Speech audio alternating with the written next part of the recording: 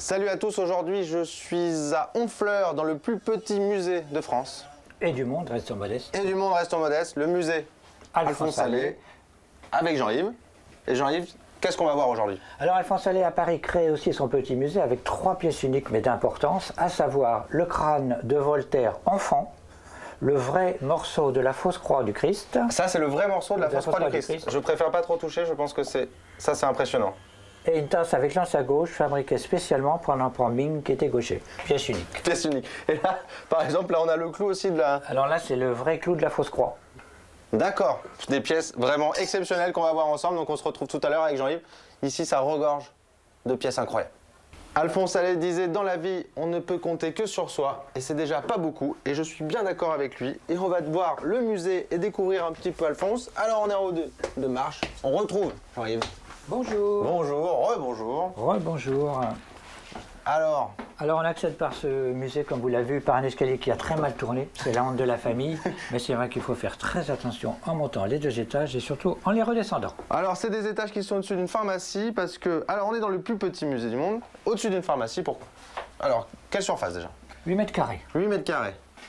Pourquoi c'est au-dessus d'une pharmacie?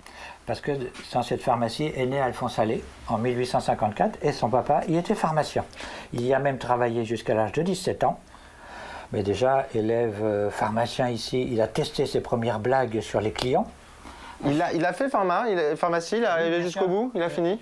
Il s'est fait porter malade la 5e année pour ne pas être pharmacien. Mais s'il avait voulu, ça aurait été un excellent pharmacien, un excellent chimiste. Et donc, première blague qu'il testait sur les clients de la pharmacie, lorsqu'il voyait entrer dans l'officine une petite grand-mère un peu myope, puis il plongeait une éponge dans un liquide rouge, l'agiter sous le nez de la petite grand-mère en disant « Oh, regardez, madame, ce beau cœur humain que l'hôpital vient de nous livrer. Il est encore tout frais. » Bien sûr, ça a affolé la pauvre petite grand-mère. Il était passionné par les couleurs et la fabrication des teintures végétales qu'il testait sur les blouses ou sur les torchons de la pharmacie.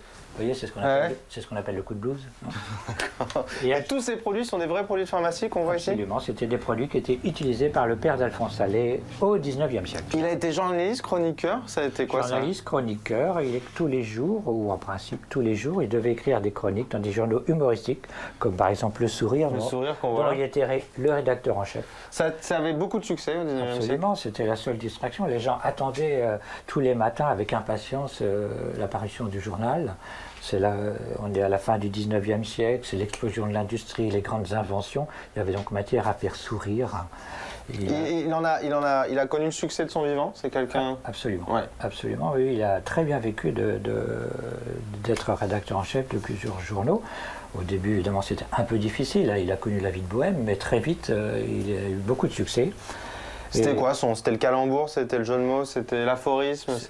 Oui, l'aphorisme, le calembour, le jeu de mots, et c'est aussi le premier qui a eu l'idée d'écrire des textes faits pour être lus à haute voix et en public, qu'il faisait jouer par des comédiens qu'il lisait lui-même, par exemple, au théâtre du Chat Noir, pour tester de l'effet d'humour, et donc on peut le considérer comme le père du one-man show. Le premier à faire du one-man show. Voilà. Alors, est-ce qu'on peut se voir une petite invention? Oui, bien sûr. Rapide, par exemple celui-là, avant qu'on rentre l'antenne et qu'on se retrouve tout à l'heure, ça c'est quoi? Alors Alphonse Allais avait un grand sens de l'esthétique, comme beaucoup d'artistes. Il invente donc les boules qui est noires pour les oreilles des personnes en deuil, parce que blanc ça fait un petit peu tache, ça se remarque tout de suite.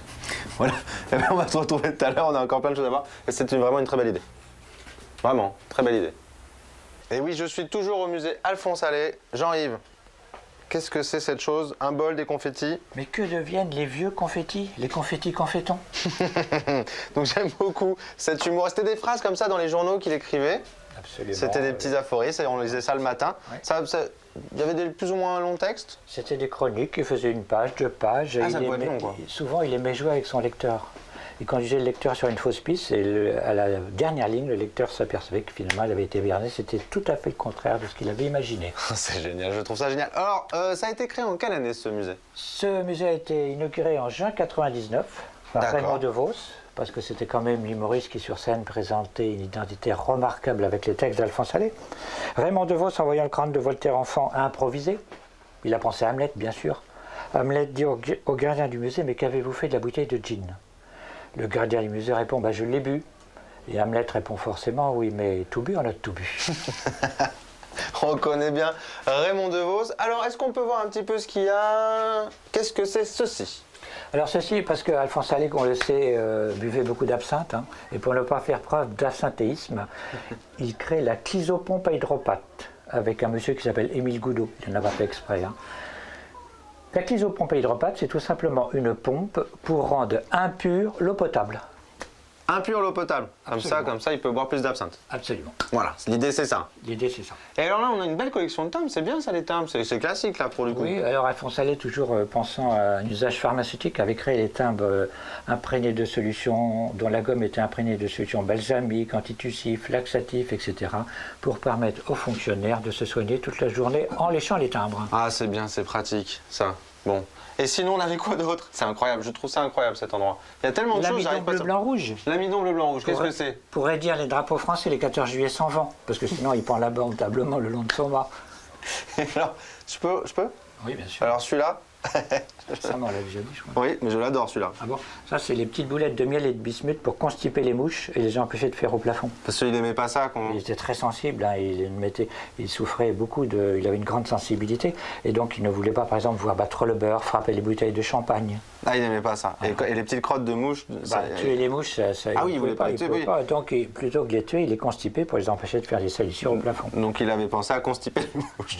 Voilà, tout Il n'aimait pas voir la nuit tomber aussi, il avait horreur de voir la nuit tomber, de peur qu'elle se blesse. Oh, voilà, c'était un grand poète finalement. Absolument, il aurait voulu être poète d'ailleurs. D'ailleurs. Et ben on va se retrouver après parce qu'il y a encore plein de choses à découvrir dans ce petit musée, parce que c'est petit, mais c'est très fourni, c'est très riche. Donc on se retrouve tout à l'heure. Il y en a encore une? Ouais. Bon. Et oui, je suis toujours dans le plus petit musée d'Honfleur, le plus petit musée de Normandie, le plus petit musée de France, le plus petit musée d'Europe, le plus petit musée du monde. Hein, c'est à peu près ça. Restons modestes. Restons modestes. Alors, on avait ici des flacons. Tous ces flacons-là, c'est de la pharmacie du 19e siècle. Qui était utilisé par le père d'Alphonse Allais à la fin du 19e siècle. D'accord, ce sont des vrais produits. Et alors, dans notre main... L'appareil orodateur-composteur de frais. De frais. Donc, des œufs de poule, hein, bien sûr. des œufs de poule. Alors, à quoi sert cette magnifique invention? Alors Alphonse s'aperçoit que son épicière le trompe. Enfin, le trompe, entendons-nous. Hein. Lui a vendu des œufs vieux de 3-4 jours pour le prix de frais. Donc, il est très en colère, c'est un grave sujet. Il écrit donc... Parce que c'est quelqu'un de très sensible, on a bien compris. Et il écrit donc aussitôt, et il n'aime pas qu'on le dupe. Hein. Aïe, aïe. Donc il écrit donc aussitôt à 3 ministres, ministres de l'Industrie, de l'Agriculture et des Finances, pour proposer à l'État de prendre le monopole des œufs frais, comme l'État vient de prendre celui du tabac et des allumettes. Et il demande que cette loi soit votée. Alors, qu'est-ce qu'il pense? Il pense à une invention. Chaque poule exerçant son activité sur les territoires du sol français devra être munie obligatoirement de cette petite culotte en caoutchouc. On suppose que la poule passait les pattes dans les trous. Petite culotte en caoutchouc se terminant par cet appareil fort simple, comprenant un ruban, un tampon encreur et un système d'horlogerie. Ah oui, on voit les petites dates. Ainsi, tout à vous fait. l'avez compris, quand la fête est pendue, il était automatiquement daté, estampillé, évitant ainsi toute fraude, toute supercherie. C'est pratique. Invention qui a fait dire à Philippe Bouvard quand il est venu ici, j'aime beaucoup cette invention. C'est l'invention préférée de ce petit musée, mais je constate qu'il y a encore beaucoup de travail à faire au cul des poules. Il y a encore pas mal de boulot du coup. C'est du Bouvard. Ah, c'est du Bouvard. Est-ce que, moi j'ai une question, est-ce que c'était une critique un petit peu du monde dans lequel il vivait, de son époque? Oui, c'était absolument. Il trouvait parfois que ces inventions étaient un peu prétentieuses, donc pour faire sourire, pour faire rire, il les portait en dérision. Mais on peut dire aussi que ces inventions qui étaient écrites pour faire rire, plus tard, dans les années suivantes, ont été vraiment utilisées. D'accord. Et on s'aperçoit que finalement, c'était pas si ridicule. Ouais, oui, parce qu'on date les œufs. Bien sûr, oui. Voilà. Absolument. Bon, c'est vrai que ça serait plus pratique si c'était directement sur le cul des poules. Oui, ah, ça, on va pas nous l'enlever. Et Alex Vizorek, qui est le journaliste Alex Vizorek, l'humoriste Alex Vizorek, qui est un ami d'Alphonse et un ami du Petit Musée, m'a fait remarquer qu'il n'y a pas très longtemps, la Poste belge venait d'éditer des timbres édulcorés au chocolat. Ah, mais comme quoi. Et voilà, il avait pensé à tout. Il a pensé à tout un siècle avant. Juste une petite question. On dit que c'est le plus petit musée avec le plus de visites. Oui, ayant connu le plus grand nombre de personnes de signature connues, puisqu'ils reçoivent souvent des gens du spectacle, du cinéma, des arts ou de la littérature, soit en visite privée, soit pour des petites manifestations alésiennes avec l'Académie Alphonse Allais, qui bien sûr ne se prennent pas au sérieux. Voilà, une petite académie, Merci Une beaucoup. grande grande académie, pardon. Jean-Yves. C'est la comète de Halley, hein, Ah oui. de Absinthe. Ok. Bon, merci beaucoup pour cette visite. J'espère que ça vous aura plu. Et en plus, maintenant, Laurent Lévesque est venu, donc je pense que. Voilà, je pense qu'on peut que venir, quoi. Bien sûr. Bah oui, il va y avoir des stars comme Et ça. là où Alphonse Allais, nous irons. Le mot de la fin.